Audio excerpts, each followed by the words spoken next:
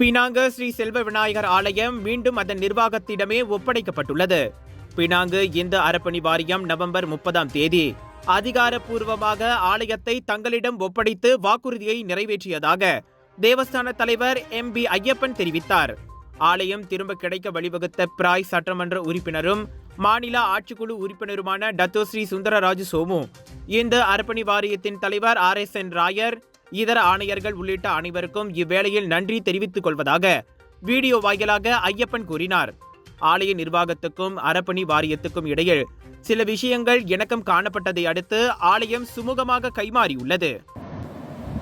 பிறையில் அமைந்துள்ள ஸ்ரீ செல்வ விநாயகர் தேவஸ்தானம் சற்றேறக்குறைய 130 ஆண்டுகள் பழமை வாய்ந்ததாகும். சிறப்புமிக்க இந்த ஆலயம்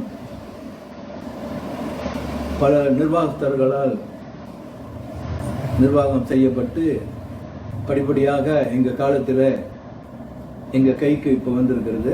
அன்றைய இந்து அர்ப்பணை வாரியத்தின் பொறுப்பாளர்கள் ஆலயத்தை கையகப்படுத்தினார்கள். நாங்கள் மனம் வருந்தி பல போராட்டங்கள், சுமார் 10 வருட காலம் போராட்டம் நடத்தினோம். பல வழக்குகளை சந்தித்தோம். சில சமயம் நாங்கள் வழக்கில் வெற்றி பெற்றாலும் இறுதியில் உச்ச நீதிமன்ற தீர்ப்பின்படி இந்த ஆலயம் இந்து அறப்பணி வாரியத்துக்கு சொந்தம் என்று தீர்ப்பு வழங்கப்பட்டது.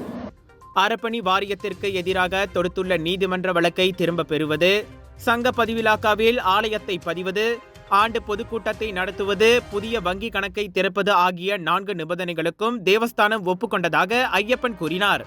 அம்முயற்சியை முன்னெடுத்து வெற்றிகரமாக நிறைவேற்றிய பெருமை டத்தோஸ்ரீ சுந்தரராஜு சோமுவையே சேரும் என்றார் அவர். பழைய நிர்வாகத்தினரின் செயல்பாடுகளால் முன்னதாக பதிவு ரத்தான ஸ்ரீ செல்வ விநாயகர் ஆலயத்தை பினாங்கு இந்து அறப்பணி வாரியம் கையகப்படுத்தியது. அதை எதிர்த்து 10 ஆண்டுகளாக அடுத்து பொறுப்புக்கு வந்த நிர்வாகத்தினர் சட்ட போராட்டங்களை நடத்தி வந்த நிலையில் தற்போது ஒரு வழியாக சுமூக தீர்வு எட்டப்பட்டுள்ளது. பழைய நிர்வாகத்தின் முறையற்ற மேலாண்மையால் அறப்பணி வாரியத்தின் கீழ் கொண்டு வரப்பட்ட ஸ்ரீ செல்வ விநாயகர் ஆலயத்தையும் அதன் நிலத்தையும் தனியார் அமைப்புக்கு மாற்ற திட்டமிடப்பட்டிருப்பது குறித்து உரிமை கட்சியின் தலைவர் பேராசிரியர் டாக்டர் P. ராமசாமி நேற்று கவலை தெரிவித்திருந்தார். ஆலயங்களை தனியார் அமைப்புகளுக்கு தாரை வார்ப்பது என்பது இந்துக்களின் நலன்களை பாதுகாக்கும் அறப்பணி வாரியத்தின் நோக்கத்தையே சீர்குலைப்பதாக அதன் முன்னாள் தலைவருமான ராமசாமி முகநூல் வாயிலாக கூறியிருந்தார்.